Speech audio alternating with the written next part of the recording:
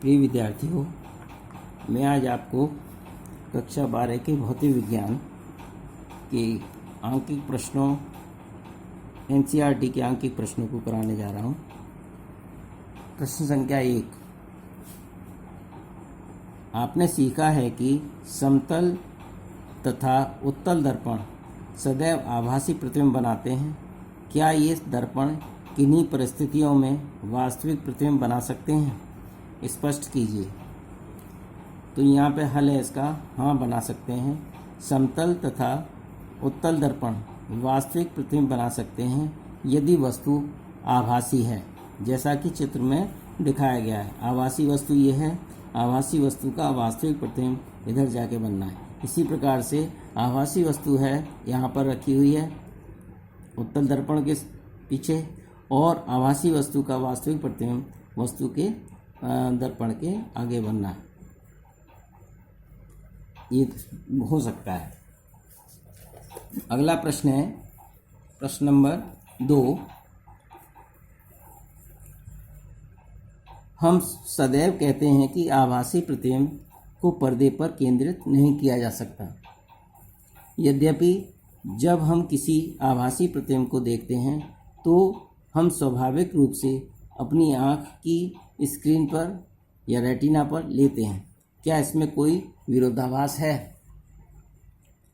इसका हल है, जब परावर्तित अथवा अपवर्तित किरणें अपसारी होती हैं तो प्रतिबिंब आभासी बनता है। इसे पर्दे पर नहीं लिया जा सकता, परंतु यदि हम इन किरणों को अभिसारित कर दें, यानी कि एक जगह इकट्ठा कर दें, अपसारित करने के लिए उचित फोकस दूरी का उत्तल लेंस उपयोग करें तो ये किरणें पर्दे पर भी फोकस की जा सकती हैं। अतः नेत्र का लेंस इस उद्देश्य की पूर्ति करता है। इस स्थिति में आभासी वस्तु का कार्य करती है और अंतिम प्रतिबिंब वास्तविक पर्दे पर लिया जा सकता है। अतः इसमें कोई भी विरोधाभास नहीं है। प्रश्न नंबर 3। 2.5 सेंटीमीटर आकार की एक छोटी मोमबत्ती 30 सेंटीमीटर वक्रता त्रिज्या के किसी अवतल दर्पण से 27 सेंटीमीटर दूरी पर रखी है। दर्पण से किसी पर्दे को कितनी दूरी पर रखा जाए कि इसका स्पष्ट प्रतिबिंब पर्दे पर बने? प्रतिबिंब की प्रकृति आकार का वर्णन कीजिए। यदि मोमबत्ती को दर्पण की ओर ले जाएं तो पर्दे को किस ओर हटाना पड़ेगा? इसका उत्तर है, प्रश्न हल करें। प्रश्नानुसार दर्पण से वस्तु की दूरी स्मॉल u बराबर -27 सेंटीमीटर, वस्तु का आकार 2.5 सेंटीमीटर ओ से डिनोट करते हैं। दर्पण की वक्रता त्रिज्या r बराबर -36 सेंटीमीटर, फोकस दूरी बराबर r/2 -36/2 बराबर 18 सेंटीमीटर। दर्पण के सूत्र से 1/f बराबर 1/v प्लस 1/u से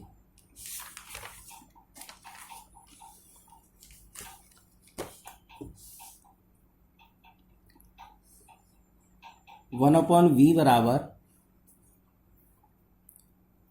1/f माइनस 1/u। तो 1/-18 माइनस माइनस प्लस हो जाएगा 1/27। यहाँ पे 54 इसका एलसीएम हो जाएगा और यहाँ पे 1/54 इसका वो आ जाएगा। तो v की वैल्यू आपकी हो जाएगी -54 सेंटीमीटर। अतः प्रतिबिंब दर्पण के सामने 54 सेंटीमीटर की दूरी पर बनेगा, अर्थात पर्दा दर्पण के सामने 54 सेंटीमीटर की दूरी पर रखना पड़ेगा। प्रतिबिंब का आकार बटे वस्तु का आकार। अगला इसमें टॉपिक का है कि वस्तु का क्या निकालना है आपको? प्रतिबिंब का आकार निकालना है। प्रतिबिंब का आकार बटे वस्तु का आकार बराबर माइनस का v/u/v। तो I/o बराबर माइनस का v/u, तो I/o बराबर माइनस का v/u। तो I बराबर हो जाएगा माइनस का v/o/u। तो इस तरह से यहाँ वैल्यू पुट कर देंगे तो I का मान -5.0 सेंटीमीटर आता है। अगला प्रश्न है 4। 4.5 सेंटीमीटर आकार की एक सुई 15 सेंटीमीटर फोकस दूरी के एक उत्तल दर्पण के सामने 12 सेंटीमीटर दूरी पर रखी है। प्रतिबिंब की स्थिति तथा आवर्धन ज्ञात कीजिए। सुई को दर्पण से दूर ले जाने पर क्या होगा, वर्णन कीजिए। प्रश्नानुसार वस्तु से दर्पण की दूरी u बराबर -12 सेंटीमीटर, फोकस दूरी f बराबर 15 सेंटीमीटर तो दर्पण के लिए होती है। प्रतिबिंब की दूरी v बराबर निकालना है। वस्तु की लंबाई o आपको दे रखी है 4.5 सेंटीमीटर। सूत्र से 1/f बराबर 1/v प्लस 1/u, तो 1/v आपको ज्ञात करना है, तो 1/f माइनस 1/u। यहाँ पे f और u के मान रख देंगे तो आपकी वैल्यू हो जाएगी 60, इसका एलसीएम आ जाएगा 4 + 5 / 60, तो 3/20, यानी कि v का मान 6.67 सेंटीमीटर आता है।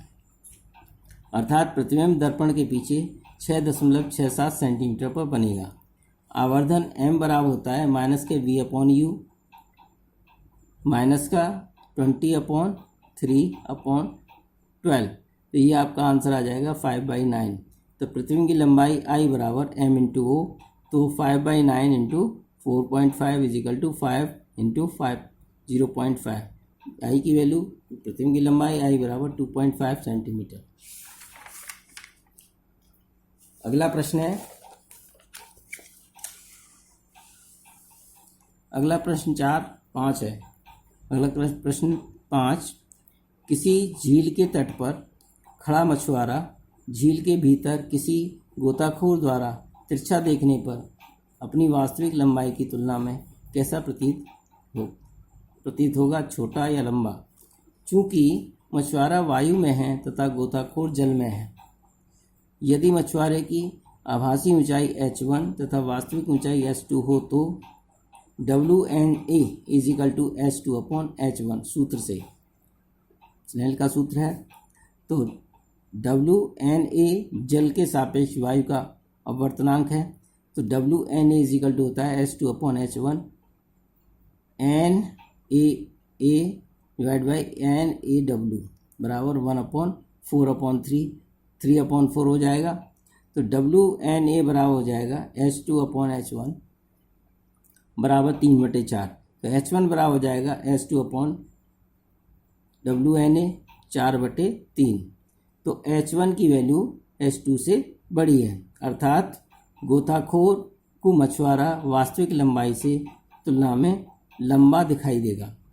प्रश्न नंबर 6, क्या तिरछा देखने पर जल के टैंक की आभासी गहराई परिवर्तित हो जाती है?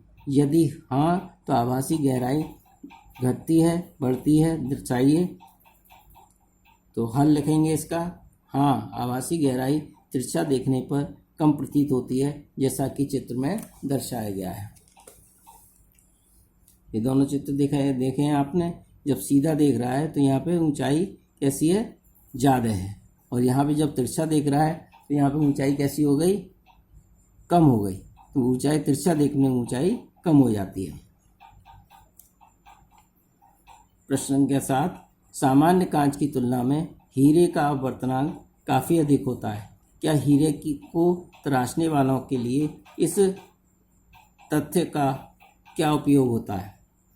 हल है इसका, हाँ, यह तथ्य कि हीरे का अपवर्तनांक सामान्य कांच की तुलना में काफ़ी अधिक होता है, हीरे को तराशने में उपयोग होता है। हीरे का क्रांतिक कोण लगभग 24.5 डिग्री होता है, जो सामान्य कांच की तुलना में काफ़ी कम है। एक अनुभवी हीरा तराशने वाला हीरे में 24 डिग्री से लेकर 90 डिग्री तक आपतन कोण के लिए बड़े परास का उपयोग करता है, जिससे बाहर से आने वाला प्रकाश प्रवेश करने पर अनेक बार परावर्तित होकर बाहर निकलता है और अधिक चमक उत्पन्न करता है। प्रश्न 8, कोई टैंक 12.5 सेंटीमीटर ऊंचाई तक जल भरा है। किसी सूक्ष्मदर्शी द्वारा बीकर की तली पर पड़ी किसी सुई की आभासी गहराई 9.4 सेंटीमीटर पाई जाती है। जल का अपवर्तनांक क्या है? बीकर में इसकी ऊंचाई तक जल के स्थान पर किसी अन्य द्रव को 1.63 अपवर्तनांक के अन्य द्रव को प्रतिस्थापन करने पर सुई पुनः फोकसित करने के लिए सूक्ष्मदर्शी को कितना ऊपर या नीचे करना होगा।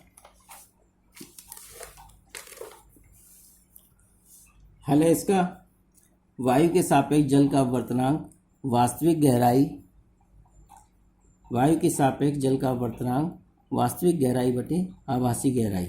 तो ANW is equal to 12.5 divide by 9.4 is equal to 1.33। एक आंसर आ गया आपका।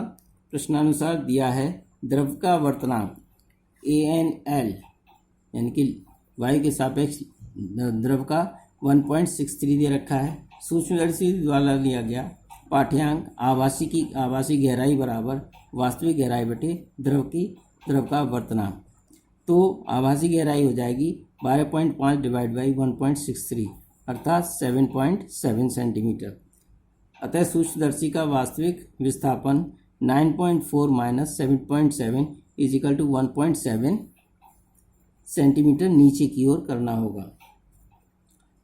प्रश्न संख्या 9, चित्र A और B में किसी आपतित किरण का अपवर्तन दिखाया गया है जो वायु में क्रमशः कांच, वायु, जल, वायु अंतरा पृष्ठ के अभिलंब से 60 अंश का कोण बनाती है। अतः आपतित किरण का अपवर्तन कोण क्या होगा जो जल कांच के अंतरा पृष्ठ के अभिलंब से 45 अंश का कोण बनाती है।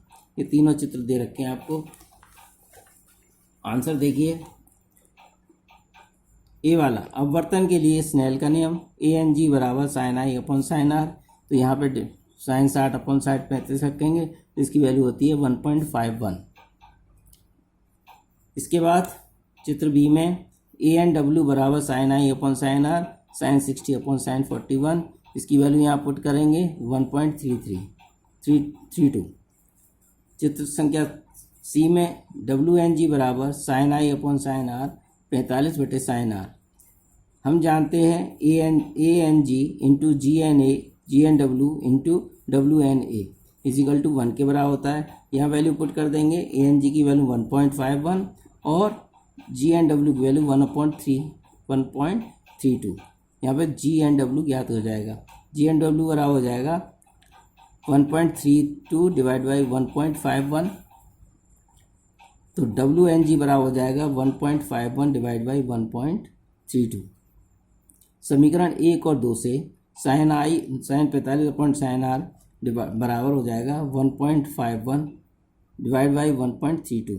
sin R बराबर हो जाएगा sin 45 इंटू 1.32 डिवाइड बाई 1.51। तो इसका आंसर हो जाएगा 6.6181। तो R बराबर हो जाएगा sine inverse 0.6181 is equal to 38 degree. R की वैल्यू 38 डिग्री आती है। आज का टॉपिक यहीं समाप्त होता है। कल कुछ न्यूमेरिकल और कराए जाएंगे, उसके बाद चैप्टर समाप्त हो जाएगा।